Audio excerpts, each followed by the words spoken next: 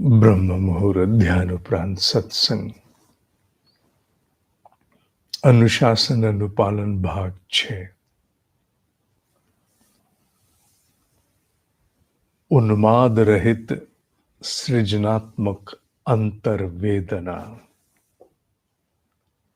उन्माद रहित सृजनात्मक अंतर्वेदना साधक को उसका लक्ष्य प्राप्त कराती चली जाती है।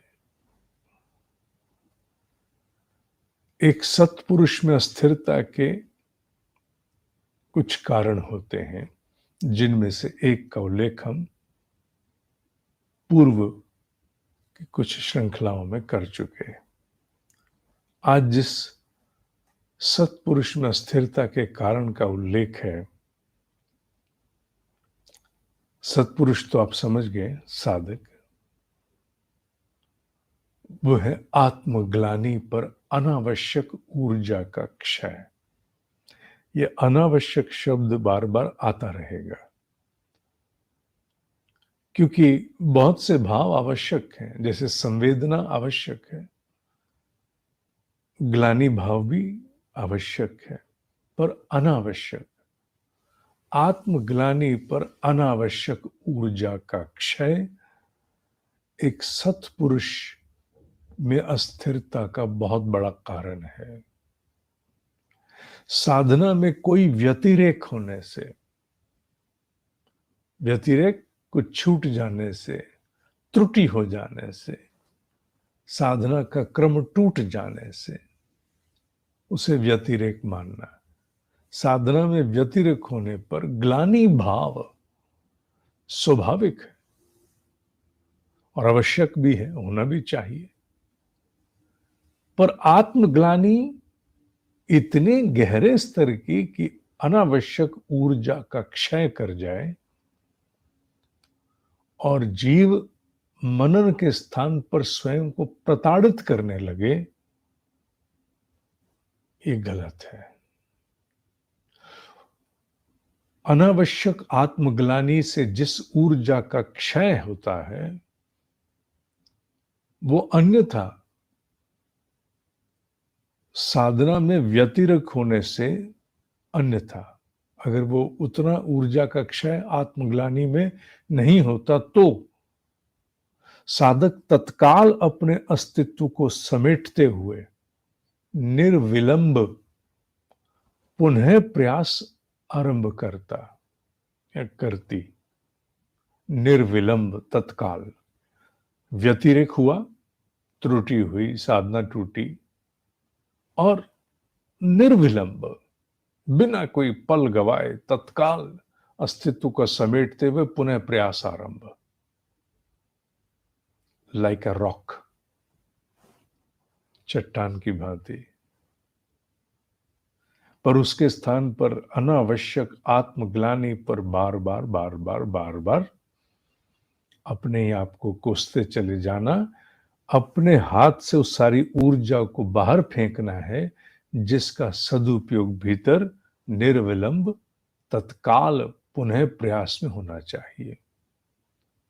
निर्विकल्प आधार से निर्मित मनस्थिति, निर्विकल्प, पहला शब्द था निर्विलंब, बिना कोई समय गवाए। अब है निर्विकल्प।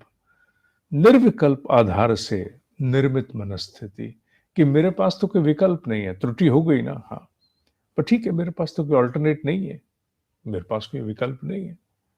हाँ, त्रुटि हो गई, गड़बड़ी कर दी, पर मेरे पास कोई चारा नहीं है, मुझे अब जाना इधर ही है। निर्विकल्प आधार से निर्मित मनस्थिति निर्विलंब पुनः प्रयास आरंभ करेगी। जब जाना ही इधर है, कोई चॉइस ही और नहीं है, उत्कर्ष के हेतु ही आगे जुटे रहना है, तो इसे निर्विकल्प मानेंगे ना।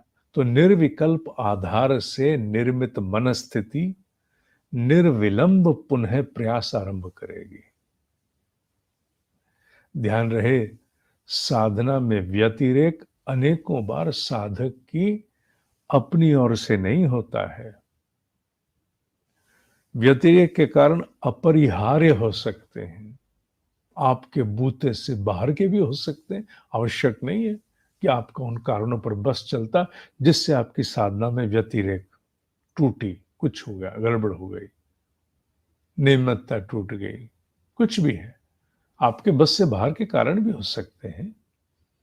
आप आवश्यक नहीं कि आप ही व्यतिरेक का कारण हो।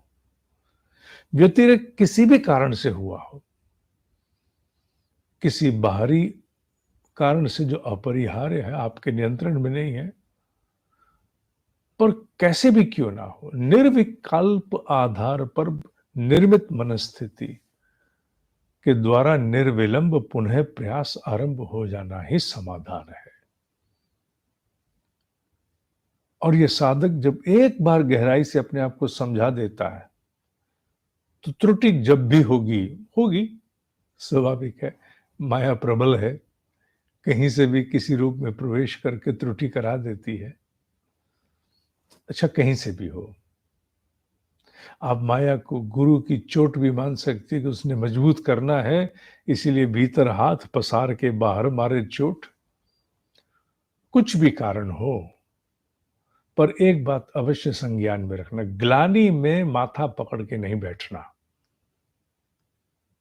ग्लानि की ऊर्जा को निर्विकल्प मनस्थिति से निर्विलंब पुनः प्रयास में जुटा देना। कोई छोटा सा तप निर्धारित करना और जुट जाना कि चलो ये हुआ, इसके बदले में ये तप है। स्वयं के लिए तप निर्धारित किया और आगे बढ़ गए। रोने नहीं बैठना। रोने बैठने वाले अपनी उस ऊर्जा को क्षय कर देते हैं जिसको निर्विलंब पुनः प्रयास में लगना था। वो सारी ऊर्जा उसी में लगा देते हैं और फिर स्वयं को घोषित कर देते हैं, मुझसे नहीं हो पाता, मेरे साथ ही ऐसा होता है, बार बार होता है। फिर जब कोई और कारण नहीं मिलता तो फिर दाएं पे डाल देंगे, बाएं पे डालेंगे, आगे वाले पे, पीछे वाले पे, दीवार पे, दरवाजे पे, कहीं भी डाल देंगे। और जिसे जीवट संभालना है, फिर देव शक्तियां उसकी सहायक बनकर के खड़ी हो जाती हैं। देव शक्तियां, God help those help themself, those who help themselves.